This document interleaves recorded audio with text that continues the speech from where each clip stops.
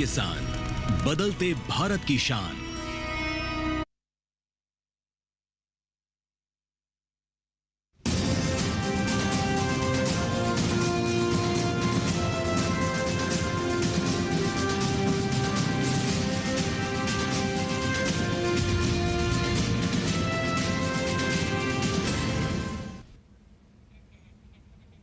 नमस्कार, स्वागत है आपका किसान समाचार में। मैं हूं रेशमा आपके साथ। आइए इस वक्त की हेडलाइंस पर नजर डाल लेते हैं।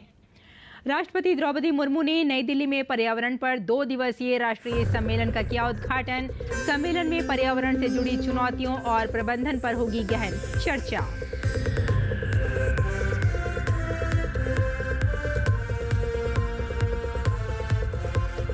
कैबिनेट ने खरीफ फसलों 2025 के लिए उर्वरकों पर पोषक तत्व आधारित सब्सिडी दरों को दी मंजूरी।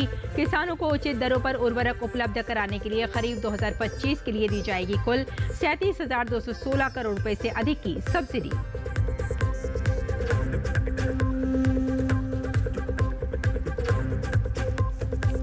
कैबिनेट के फैसले पर केंद्रीय कृषि मंत्री शिवराज सिंह चौहान ने कहा, मोदी सरकार किसानों की आय बढ़ाने के लिए कर रही है निरंतर प्रयास।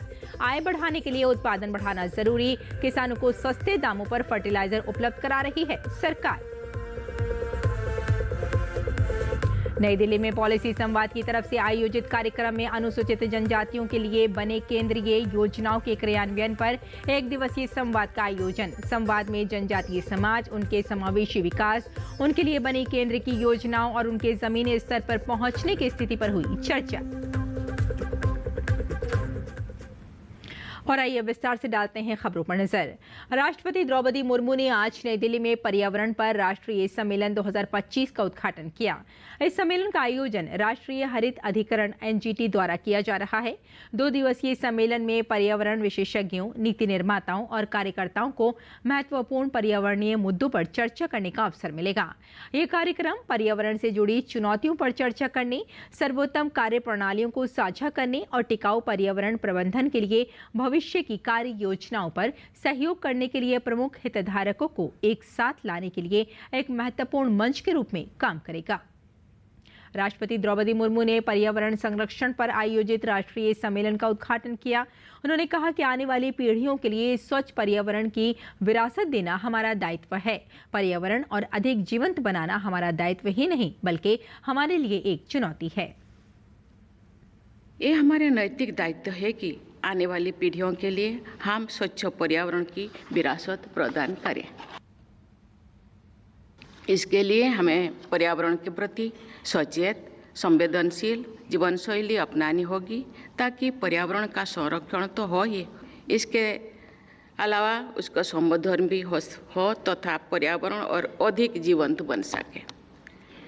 स्वच्छ पर्यावरण की विरासत और आधुनिक विकास का समन्वय करना एक अवसर भी है और हम लोगों के सामने चुनौती भी है।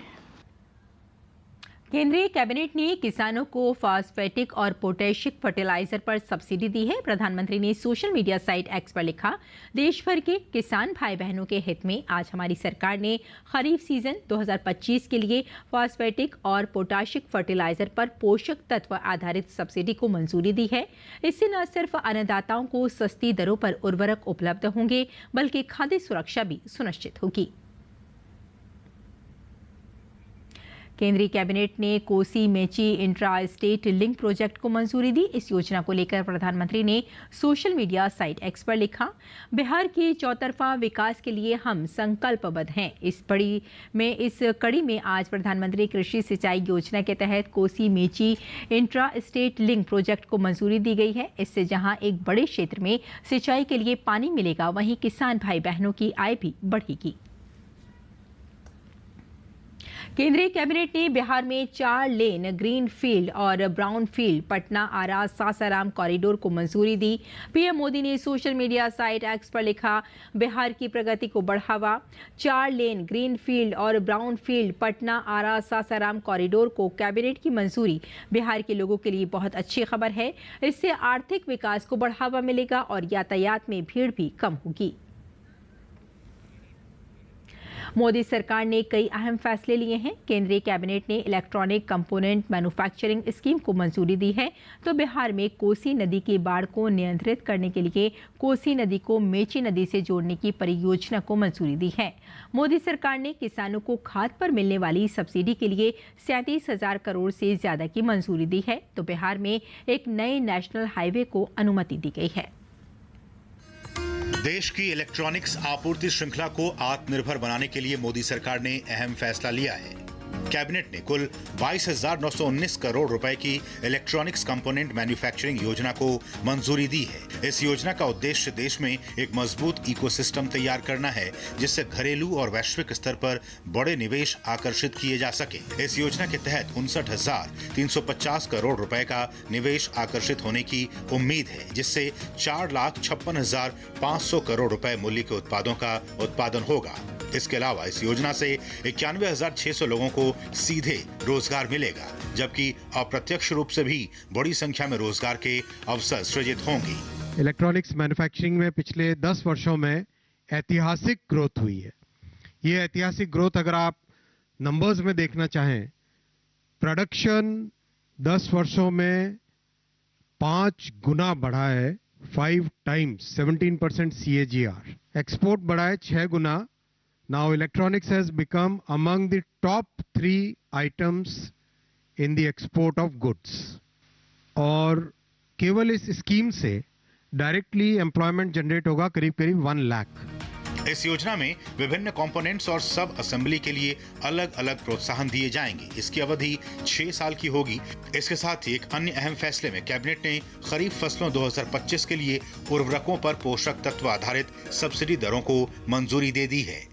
किसानों को उचित दरों पर उर्वरक उपलब्ध कराने के लिए खरीफ 2025 के लिए कुल 37,216 करोड़ रुपए से अधिक की सब्सिडी दी जाएगी। इस साल भी लगभग 1,75,000 करोड़ रुपए की सब्सिडी किसानों को सस्ता खाद उपलब्ध कराने के लिए मोदी सरकार ने दी है। और खरीफ के सीजन में, केवल खरीफ के सीजन की बात कर रहा हूँ, ये सस्ती और सब्सिडी वाली खाद देने के लिए 37,216 करोड़ रुपया विशेष रूप से सब्सिडी दी जाएगी। इसके साथ ही कैबिनेट ने बिहार की कोसी मेची अंतर्राज्यीय लिंक परियोजना को प्रधानमंत्री कृषि सिंचाई योजना त्वरित सिंचाई लाभ कार्यक्रम के तहत शामिल करने को मंजूरी दी है।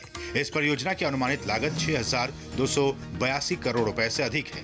इसके जरिए खरीफ सीजन में 2 लाख हेक्टेयर से अधिक क्षेत्र में अतिरिक्त सिंचाई सुविधाएं मुहैया हो जाएगी। लिंक परियोजना से बिहार के अररिया, पूर्णिया, किशनगंज और कटिहार जिलों में किसानों को फायदा मिलेगा।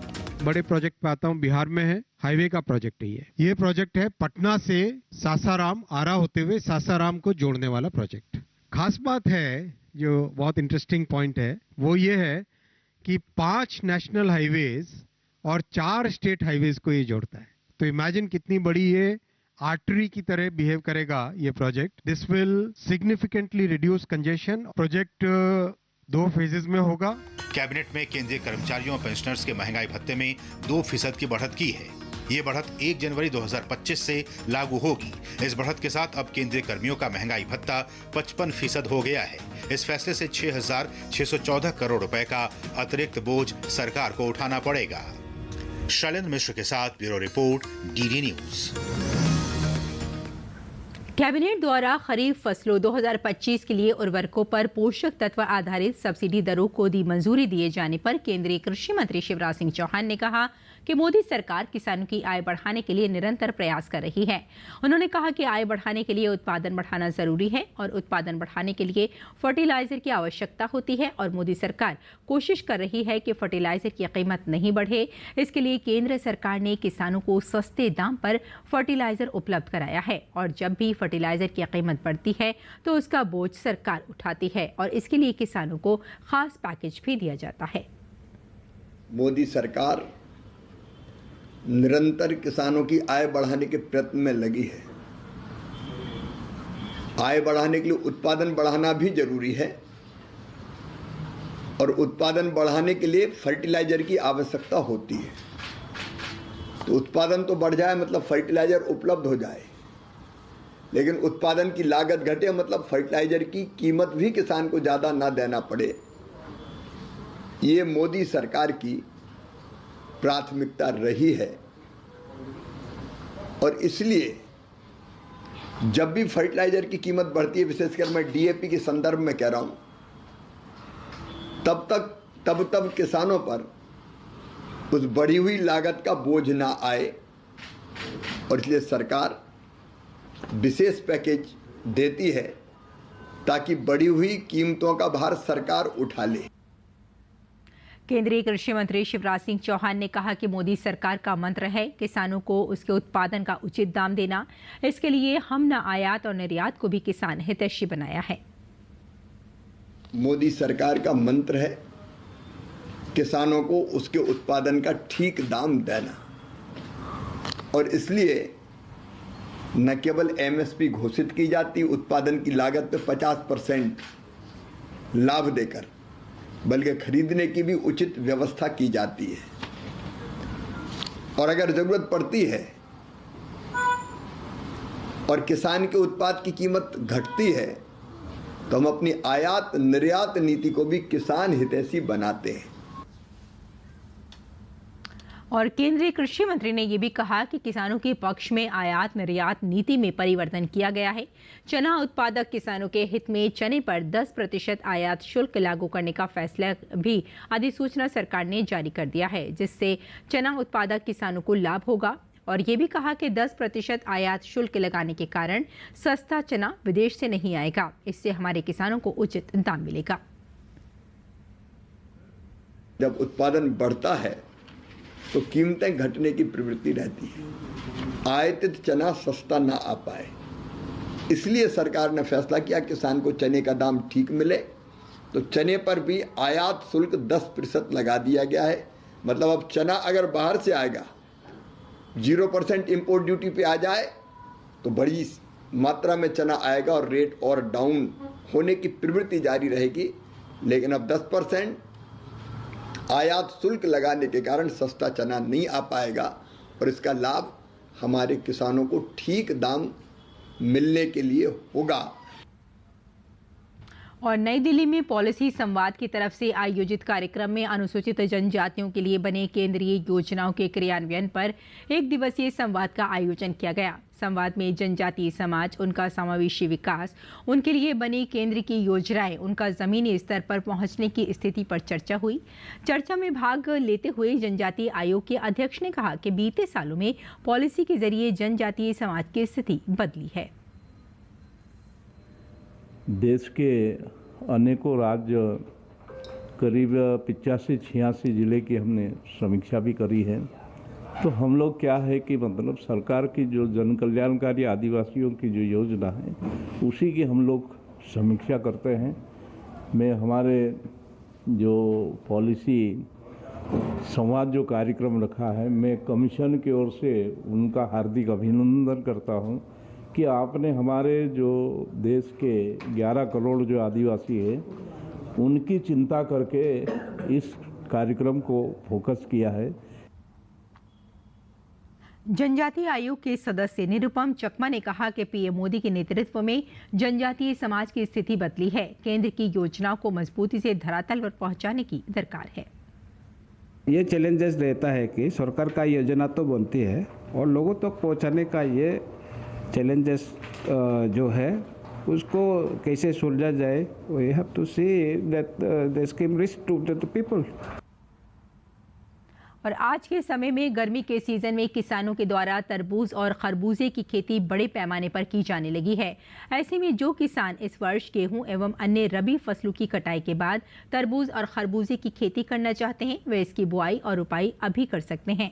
तरबूज और खरबूज की खेती के लिए गर्म जलवायु उपयुक्त रहता है। किसान उन्नत तकनीक का प्रयोग कर तरबूज और खरबूजे की अच्छी पैदावार प्राप्त कर सकते हैं। कृषि वैज्ञानिकों के अनुसार वैसे तो खरबूजा और तरबूज की खेती सभी प्रकार की मिट्टी में की जा सकती है, लेकिन दोमट और रेतीली मिट्टी इसकी खेती के लिए अधिक उपयुक्त होती है। तरबूज और खरबूजे की रुपाई के लिए 2 से 3 बार कल्टीवेटर से खेत की जुताई करें। इसके बाद पाटा लगाकर मिट्टी को भुरभुरी बना लें।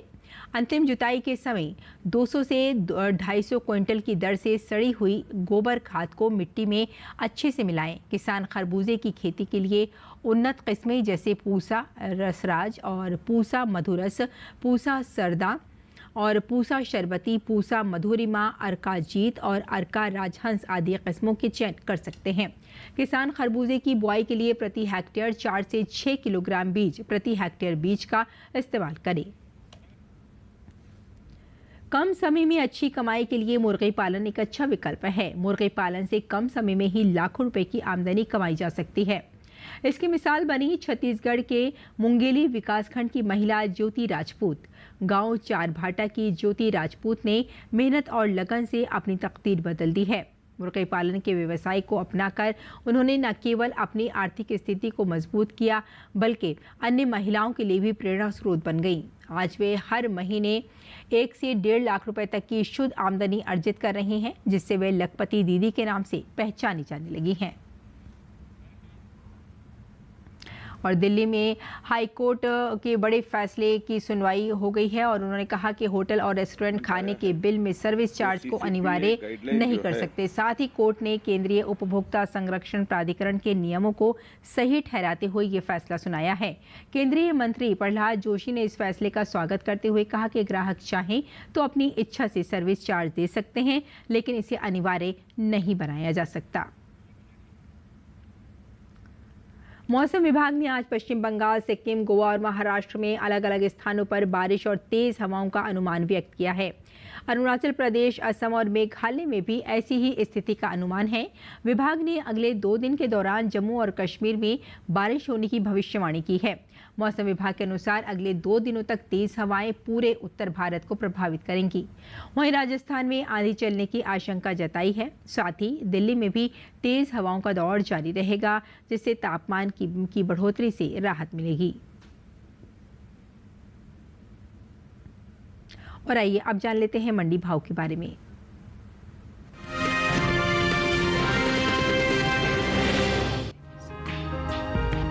इस साल देश से होने वाले मूंगफली के निर्यात में बढ़त देखने को मिली है। एपीडा के ताजा आंकड़ों के मुताबिक साल 2024-25 में अप्रैल और अक्टूबर महीने के दौरान देश से होने वाला मूंगफली का निर्यात 3,53,550 टन का हुआ है, जबकि बीते साल की समान अवधि के दौरान मूंगफली का निर्यात 3,17,772 टन का हुआ था। यानी अप्रैल और अक्टूबर महीने के दौरान मूंगफली के निर्यात में 35,778 टन का इजाफा देखने को मिला है। फिलहाल मंडियों में मूंगफली की आवक सामान्य है।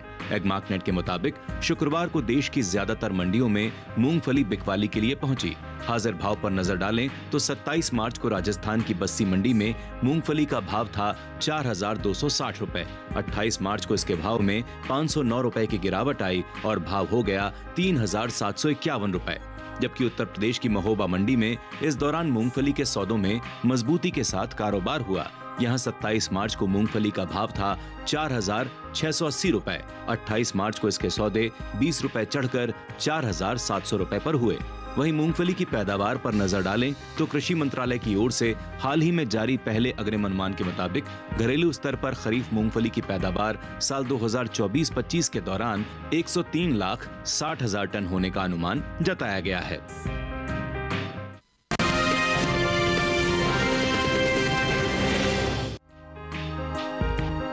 ग्वार की आवक इन दिनों कृषि उपज मंडियों में कम देखने को मिल रही है।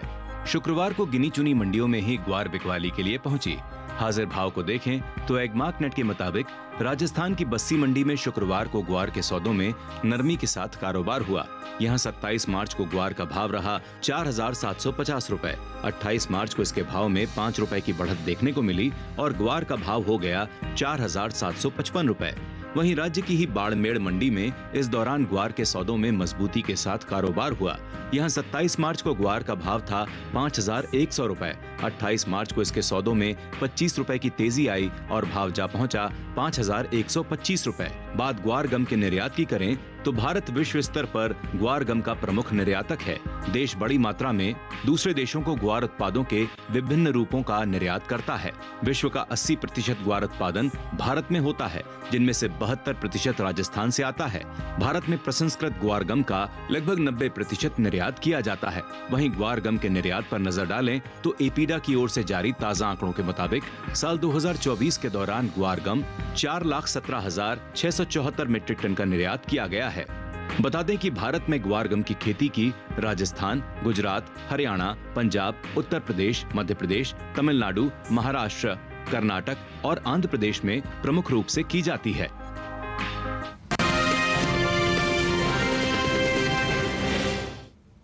और किसान इस मौसम में कैसे रखें अपनी खेती का ख्याल, आइए जान लेते हैं।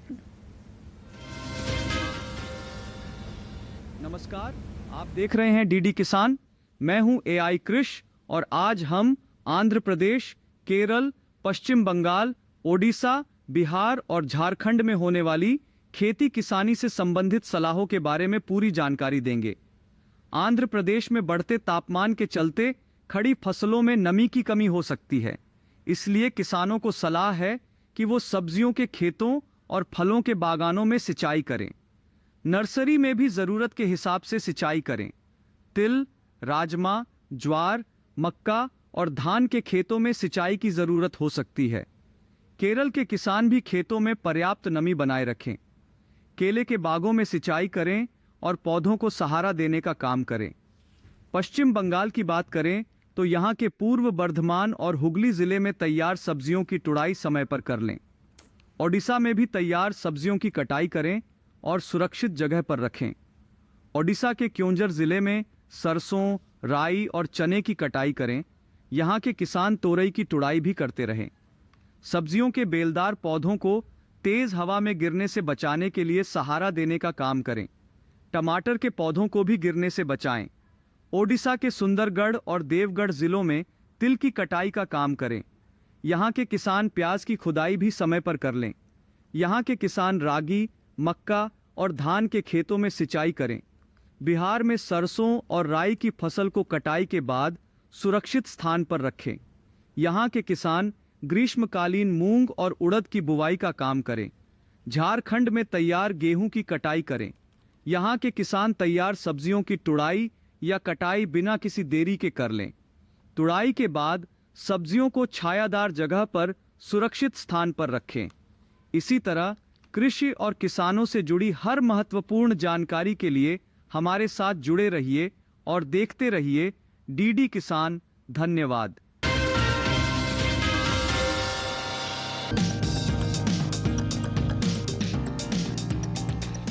ये समय करेले की बुआई के लिए काफी बेहतर है।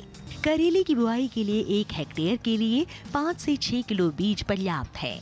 बुआई करते समय ध्यान रखें कि पंक्ति से पंक्ति की दूरी 120 सेंटीमीटर और पौध से पौध की दूरी 60 सेंटीमीटर रखें। किसान करेले की कई किस्मों की बुआई कर सकते हैं, जैसे पूसा विशेष करेले की इस किस्म की बुआई उत्तरी भारत के मैदानी क्षेत्रों, खासकर हरियाणा और दिल्ली में की जा सकती है। इस किस्म की 1 हेक्टेयर में 150 क्विंटल तक पैदावार ले सकते हैं। इसका फल मोटा, मध्यम लंबाई वाला और चमकदार व हरा होता है। इसके अलावा पूसा औषधि सिलेक्शन एक किस्म भी लगाई जा सकती है। ये किस्म राजस्थान, गुजरात, हरियाणा और दिल्ली में लगाने के लिए उपयुक्त है। 1 हेक्टेयर में 198 क्विंटल पैदावार ली जा सकती है। इसका फल हल्के हरे रंग का और मध्यम लंबाई वाला होता है। किसान करेले की पूसा हाइब्रिड 1 की बुआई भी कर सकते हैं। उत्तरी भारत के मैदानी इलाकों में इसकी बुआई की जा सकती है। 1 हेक्टेयर में 200 क्विंटल तक की पैदावार ली जा सकती है। इसका फल मध्यम लंबाई और मध्यम मोटाई वाला होता है। इनके अलावा किसान पूसा हाइब्रिड 2 की भी बुआई कर सकते हैं। 1 हेक्टेयर में 180 क्विंटल तक फसल ली जा सकती है। इसका फल गहरा हरा, मध्यम लंबाई और मध्यम मोटाई वाला होता है। अगर सिंचाई की बात करें तो करेले की फसल में गर्मी के मौसम में 5 से 6 दिनों के अंतराल पर सिंचाई करें। फसल में खरपतवार नियंत्रण के लिए समय समय पर निराई गुड़ाई करें। करेले की फसल में फल मक्खी के हमले की आशंका बनी रहती है। ऐसे में उचित दवा का छिड़काव विशेषज्ञों की सलाह से कीट प्रभावित जगह पर ही करें।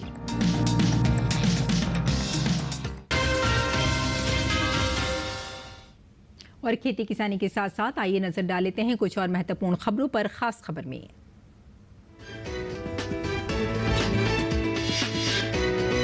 पीएम ने एक दशक में देश की जीडीपी डबल होने और 25 करोड़ लोगों के गरीबी से बाहर आने का जिक्र किया। चारा घोटाले मामले में लालू यादव की परेशानी बढ़ने वाली है। राजद प्रमुख लालू यादव से चारा घोटाले की 950 करोड़ रुपए की वसूली की जाएगी। नीतीश कुमार की सरकार ने इसकी तैयारी शुरू कर दी है। कैबिनेट में केंद्रीय कर्मचारियों और पेंशनर्स के महंगाई भत्ते में 2% की बढ़त की गई है। ये बढ़त 1 जनवरी 2025 से लागू होगी। छत्तीसगढ़ में सुरक्षा बलों को बड़ी सफलता मिली है। सुकमा जिले के केरलापाल क्षेत्र में सुरक्षा बलों और नक्सलियों के बीच आज सुबह हुई मुठभेड़ में 16 नक्सली मारे गए हैं। जम्मू कश्मीर में 27 मार्च से चल रहे ऑपरेशन सफियान में सुरक्षा बलों को मिली बड़ी कामयाबी। अभियान के तहत अब तक 2 आतंकियों को मार गिराया गया है। इसके साथ ही भारी मात्रा में हथियार और युद्ध सामग्री भी बरामद की गई है। तो किसान समाचार में फिलहाल इतना ही। अनुमति दी, नमस्कार।